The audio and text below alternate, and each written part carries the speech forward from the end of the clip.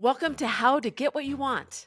This podcast is for driven women ready to claim their goals and navigate their careers with clarity and confidence. Join me as we explore real stories, tools, and strategies to help you steer your career exactly where you want to go. Let's get started on helping you get what you want. Have you ever noticed that other people get opportunities and you think, gosh, they're so lucky? Well, maybe it's not luck, maybe it's observation.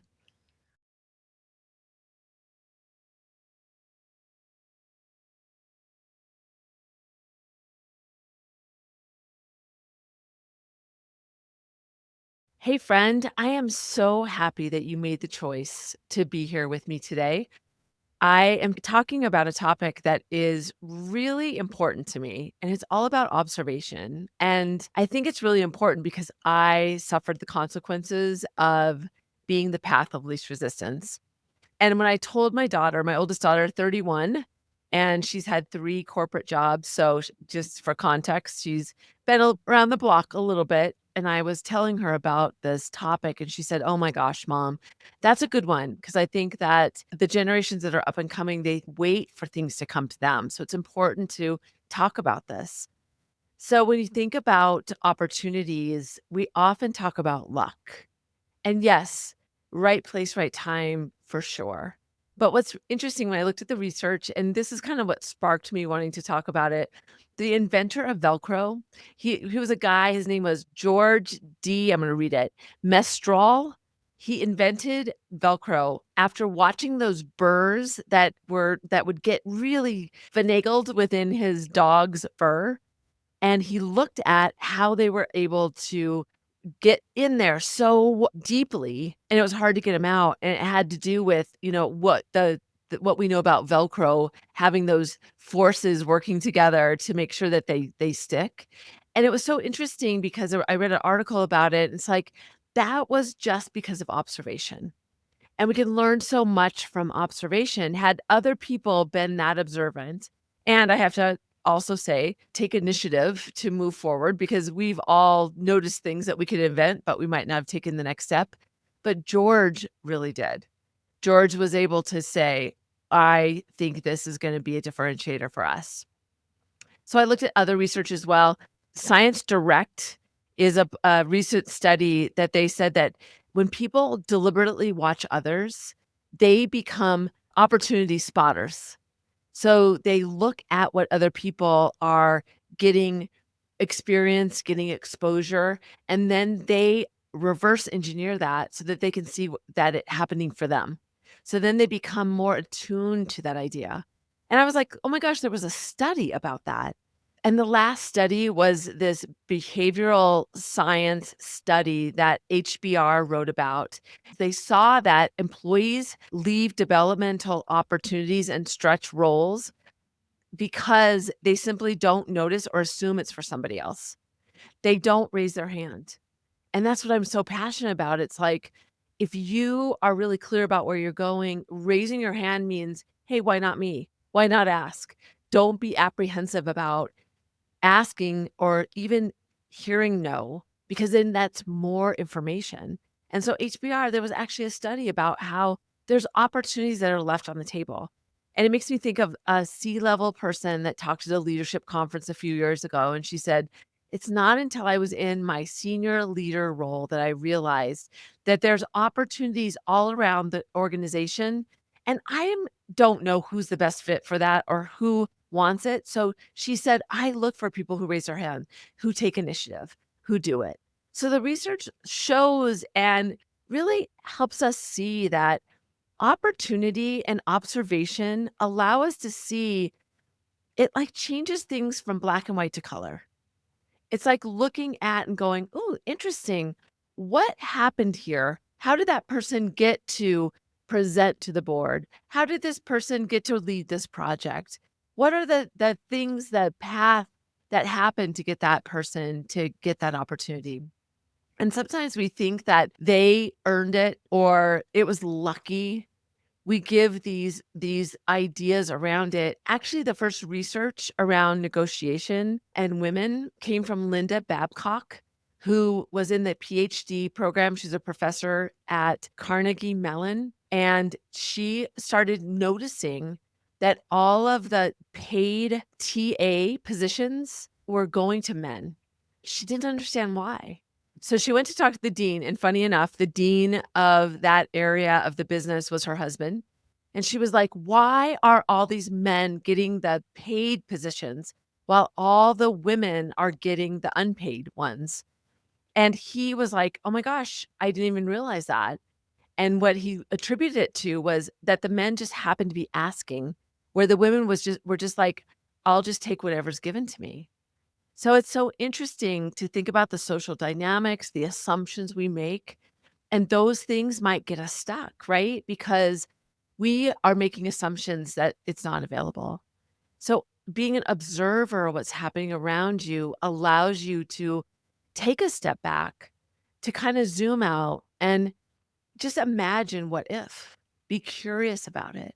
Go ahead and ask. I've also seen this happen with my clients. I have one client who oversees a big part of the organization, and she looks for people who want the opportunity, who raise their hand. She does offer volunteer things, like she has stakeholder meetings that she expects people to opt in. She definitely pays attention to the people who do. She knows those are people that want more experience, want more exposure.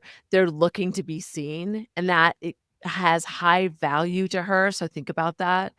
But she also sometimes has opportunities that she doesn't say, "Here's a seat, do you wanna fill it?" But she waits for people to take the initiative and ask for more than what they're doing, and that is such a great opportunity for people because that makes her see that it's somebody that understands the business, they understand the impact that they can have, and so she looks for those people that do that. And the reason my daughter said this is such an important topic is she has been observing in her peers that there's this expectation that they'll be taken care of, that people will reward their hard work. And it's just not always the case. It hopefully happens that way. But sometimes it's about being able to really illustrate your ROI and be able to say, "This is what's really important to me." And it starts with being clear about what you want and where you wanna go. Because when you're really clear, then you can seize those opportunities more and you can say, "Oh my gosh, this would be a great opportunity for me." And so it's that observation. It's like opening up that lens so that you can see that this is what I want. These are the things I want. This is the ways I wanna develop. This is where I see myself next. I often tell people your boss is responsible for you to be successful in your current role, but you're responsible for your career. So when people ask you, where do you see yourself in 5 years? Don't think about, I want to add a senior to my title. Be thinking about the portfolio of experience, of exposure, things you want to work on, and really think about broadening your view of what's important to your own development. What are you already good at that you can expand? So thinking about that and being clear is another way of being observant to where you're gonna fit in the future. So when I think about tips about this, getting curious is definitely the key, but start to watch around you, be an observer of what's happening around you. Instead of saying, "Oh my gosh, that person got that opportunity, they're so lucky." Say, "I wonder what those steps were that took for them to get that opportunity." And maybe ask them if you have a good relationship with them, a trusted relationship, and say, "Hey, I love that you are leading this project. How did that come about? That's not really in your role and responsibility. I'd love to know how you got that." And be curious about how those things happen. Even asking your boss about how are those opportunities, how do they come up? How do people get those? And then ask more, saying, "I want to get more exposure to senior leadership. Can I be a part of this meeting or that meeting? Or can I be a part of the group that presents this and even be a part of pulling it together, even if you're not the point person?" Right? Like, see and be an observer around it. And remember that study about how it's when you observe that, it it helps you to become an opportunity just observer. You start to see it. It starts to become automatic. I feel like that happened for me. It was a natural lens that happened in sales is you were conditioned to look for opportunities, to listen for what more a client wants. And so I was tuned into those things as a colleague, as somebody that worked in a very big organization because I was conditioned on the outside. So be listening for those opportunities. See yourself as a negotiator that looks for what are the needs of others? What are things that could be make you be seen because you're satisfying a need of the business or of the interest of that leader? Think beyond the assignment. How can you go above and beyond so that you can put yourself in a place that you're seen differently? And then the last one I want to give you is really think about being clear. I'd like to take on X because it would allow me to do this. I could develop more. I'd love to take on leading a project because that would give me some great leadership skills. My daughter has been trying to become a leader and have direct reports for a long time, and they said, "You don't have the experience." So she took on some roles within the organization where she was leading a team. They weren't direct reports, but then that gave her that experience and exposure to show her leadership chops, which got her in a great position to be able to get to that leadership role, get that promotion that she wanted. So it's being an observer of what you want, getting really clear about it, and then asking out of curiosity so you can understand more. How do you get to that journey? How do you get people to really notice? So, my challenge to you is how are you going to be intentional about being that observer of what's around you? Is it a matter of writing it down? Is it a matter of journaling about it? Is it t picking a few meetings where you go, "I'm gonna see what happens here." Do people raise their hand or are they assigned? What is kind of the culture around this idea of opportunities and being an observer of how things are assigned? What do you want? And go for it.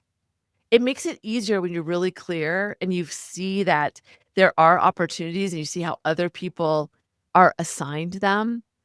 Then when those things come up and you see that opportunity, you can seize it. You can say, "Why not me?" You can raise your hand. I remember early in my career that happened to me, and my boss actually said to me, "Susie, I was waiting for you to raise your hand.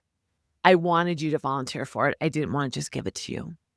So what are you doing in your role, no matter what level you're at, so that you can see more opportunities for your own development, for your own visibility, your own exposure, whatever's really important to you. I hope this really landed for you, and I hope that you will take initiative to be a even deeper observer with curiosity to open up and unlock opportunities that are happening all around you. You just haven't seen them all yet. If you know somebody that should understand this concept, forward this podcast to them. It's a win-win. It lets them know that you were thinking of them and that that investment of development in them is important to you. And if you wanna go deeper and join the community, I send out regular emails that share stories and application from my clients. I'd love for you to be a part of that. Just go to negotiationlove.com and sign up there. And remember that negotiation is more than a skill, it's a mindset. So when you set that, you'll find opportunities for yourself each and every day. I'm so glad you were here. Until next time, I'm Susie. Make sure you have the right mindset to get what you want.